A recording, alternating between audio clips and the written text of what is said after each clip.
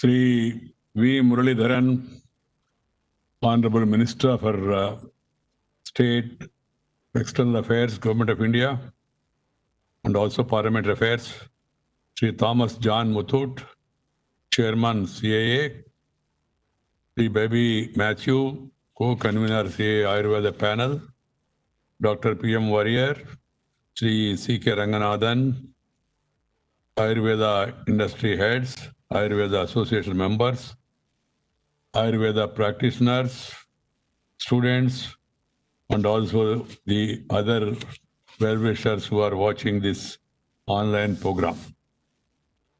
ರೋಗ പ്രതിരോധത്തിനുള്ള ആയുർവേദം എന്ന വിഷയത്തെ ആസ്പദമാക്കി നടത്തുന്ന അന്താരാഷ്ട്ര സമ്മേളനം ഉദ്ഘാടനം ചെയ്യാൻ സാധിച്ചതിൽ എനിക്ക് ഏറെ സന്തോഷമുണ്ട്. I feel delighted to be with all of you today to inaugurate the international conference and exposition on ongoing opportunities for Ayurveda during pandemic with the theme Ayurveda for Immunity. I am happy to note that such a global event is happening in Kerala through the web. I congratulate the Confederation of Indian Industry, the chapter, for conceptualizing and organizing the much needed event in spite of the exigencies caused by the pandemic.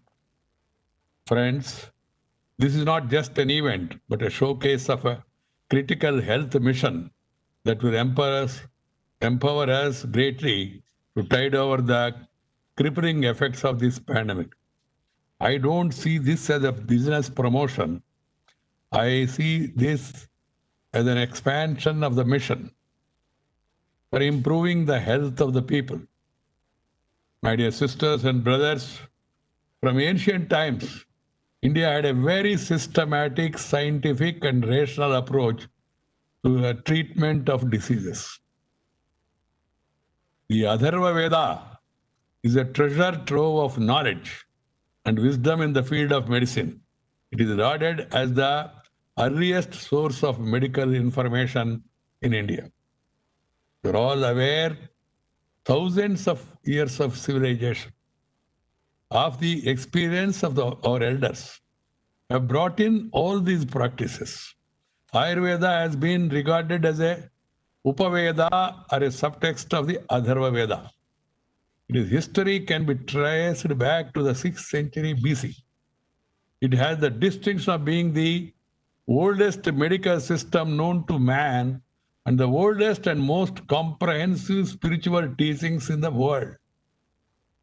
The foundation of Ayurveda were laid by the ancient schools of Hindu philosophical teachings.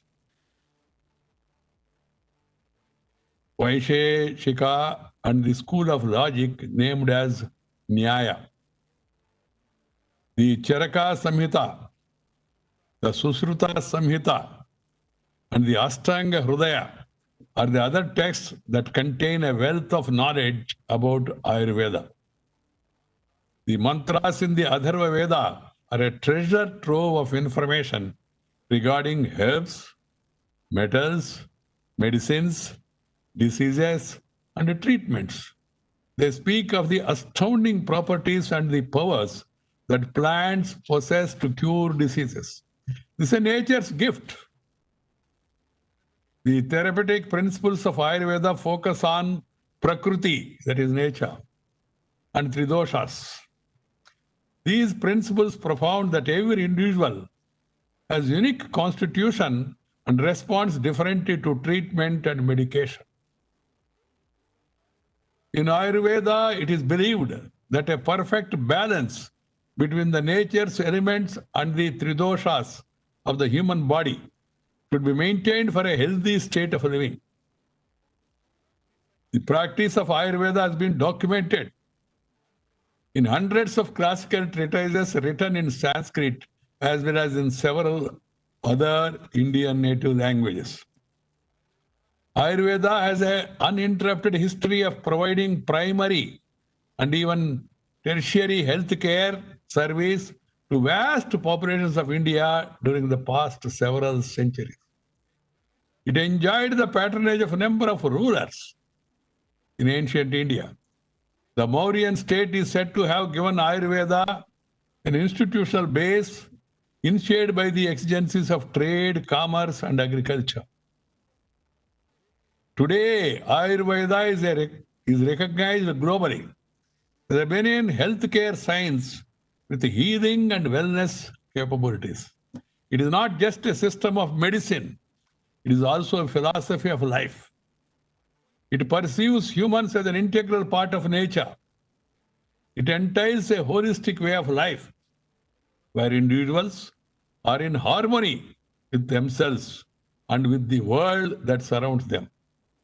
Its approach to health and wellness is firmly rooted in the unique Indian philosophy of life. My dear sisters and brothers, today the whole world is in the throes of an unprecedented pandemic. A global shutdown of the scale and proportion that we are witnessing today is perhaps the first in our history. Its socio-economic impacts are unimaginable. It has changed every facet of our life, including the way we eat, work, travel, and interact with people. It has severely impacted the economies and various businesses world over. At this critical inflection point, we must introspect as to how India can emerge as a winner post this formidable crisis. A lot will depend upon successfully arresting the spread of this infection, boosting the ability of the body to resist disease, and build immunity through natural remedies prescribed in Ayurveda. They will go a long way in combating the virus. Ayurveda's extensive knowledge based on preventive care is based on the concept of Dinacharya, the daily regimes, and Ritucharya, what we do in our daily life and what we do in which season, Ritu. Seasonal regimes to maintain healthy life.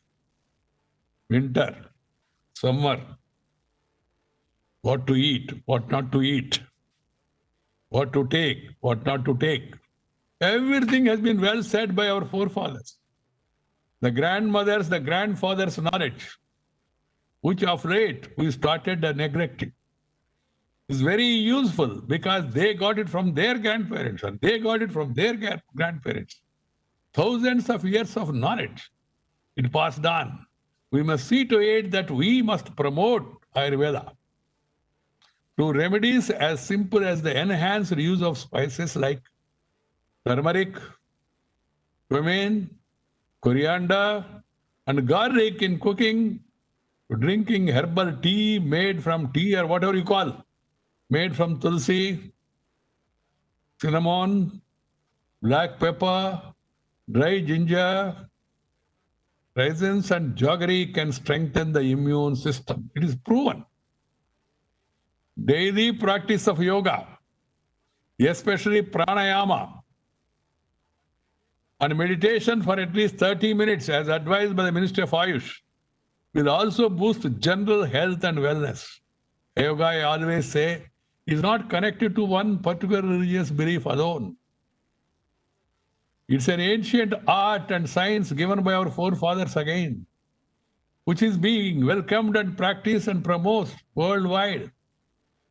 I'm happy to note that in recognition of the disease prevention capabilities of Ayurveda, initiatives like Ayur Shield are being launched by the government of Kerala in cooperation with the CIA as an extension of Ayur Raksha Clinic. Very good idea. Ayurveda can provide answers to recurrent epidemics hitting India and the world.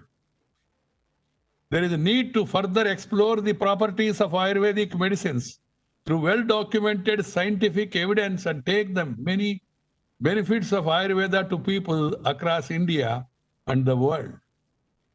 India is already the source of affordable and quality drugs to the world. Ayurveda is comparatively cheaper that way. The common people can afford it. It can also become the healer to the world and the most preferred destination of wellness and medical tourism globally. For this to happen, we must further consolidate and benchmark our traditional systems of medicines through empirical evidence.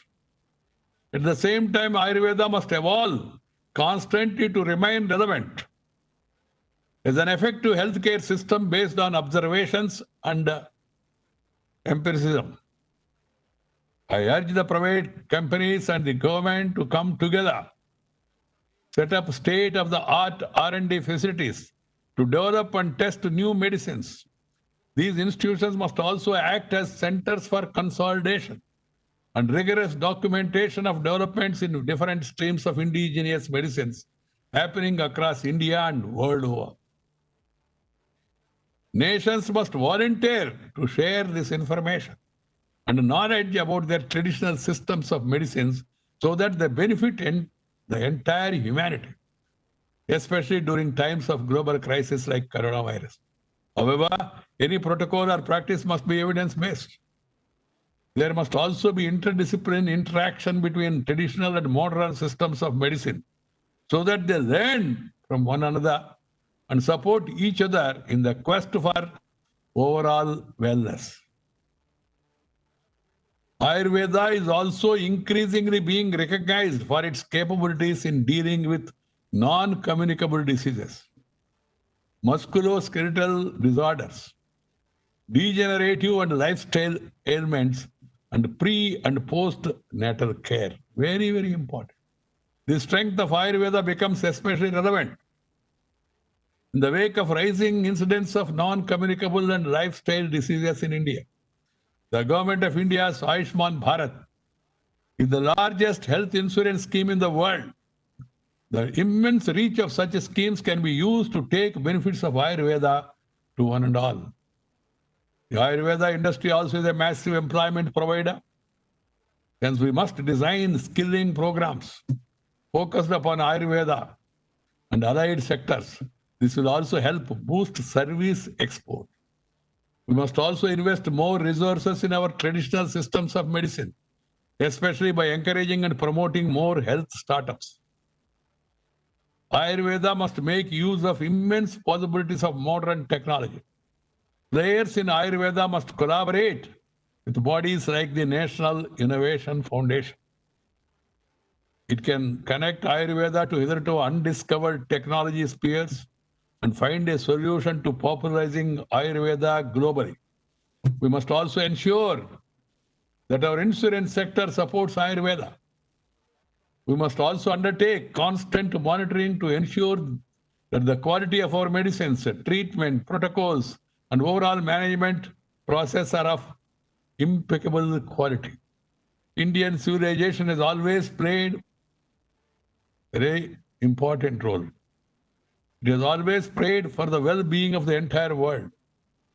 The Sanat Chanti mantra from the Brihadaranyaka Upanishad exhorts Sarve Bhavantu Sukhinaha, Sarve Santu Niramayaha, meaning may all be happy, may all be free from diseases. What is mantra? It's a prayer. It's a belief.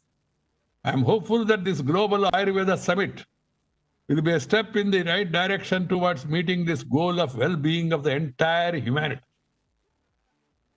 On this note, I am very happy to declare the 4th edition of the Global Ayurveda Summit open. I am hopeful that this summit will witness informed discussions, spirited debates, and meaningful deliberations, and will lead to strengthening of the science and practice of Ayurveda both in India and the world. My dear friends, we must all focus on 2 important factors. Do not think about using this, that, and all for developing immunity in the wake of COVID or in the background of any disease. We must think in the larger terms of wellness of the individual, right from the young age. Everyone must practice and promote healthy lifestyle. Lifestyle is very, very important. Later, repenting has become the new style. No, we must tell our youngsters, our children, to follow a good, healthy lifestyle. The second one is good food habits, healthy, proteinous food habits, which are again bestowed upon us by our forefathers. If you can follow these two, the rest will be taken care. All these systems, either Ayurveda, homeopathy, allopathy, all these things will come to your rescue for curing, for giving you remedies. But these two things, lifestyle and good food habits, will make you healthy. If you are healthy, you can become wealthy. But if you are wealthy, there is no guarantee you will be healthy. This has to be understood by one and all. And not only that, you are contributing to the wellness of the humanity by maintaining good habits. Because you know, this one is spreading to one person to another person. That is the belief so far. And then if you have the immunity, it will not come to you. A body which has got all the immunes says you are unwelcome. So it will be moving around. And then wherever it finds a person who is really, can be really occupied with this, it will enter that body. And added to this, we must also follow the age-old practice of spiritual. Spiritual is not this religion or that religion. Praying the God of your choice and having mental stability, which can give you confidence. The other ones give you health, and this will give you confidence. Confidence is another thing which is very much required now, because we're all seeing anxiety, fear is proving to be more fatal than the disease. So how to overcome the fear? One is confidence, of course, that there is medicines and all are available. Why we are all waiting for a vaccine to get that confidence. Nobody knows which vaccine is really going to be useful curing your problem. But still, some confidence. And second is, as I told you, mind stability will improve your ability.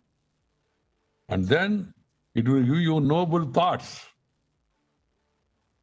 And your stability, ability, and then your nobility, adding to the mobility, will really help to strengthen the nation and also the mankind. Kerala, lot of people, they practice good health habits. And you can see it. That's why people are comparatively healthy. The recent spread is because people go out to outside, exposed to so many things, and change their habits, and they come, and then you are seeing what is happening and all.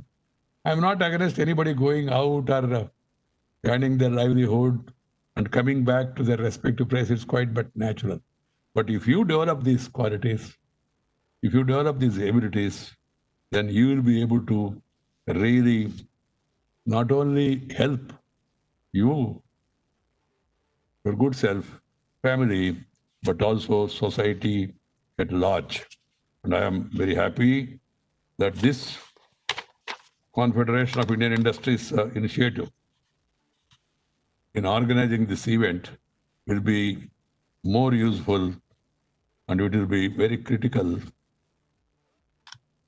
for furtherance of the mission of our health system and help us I would like to compliment the organizers and also the participants. Thank you very much. Namaskara. Jai Hind. Thank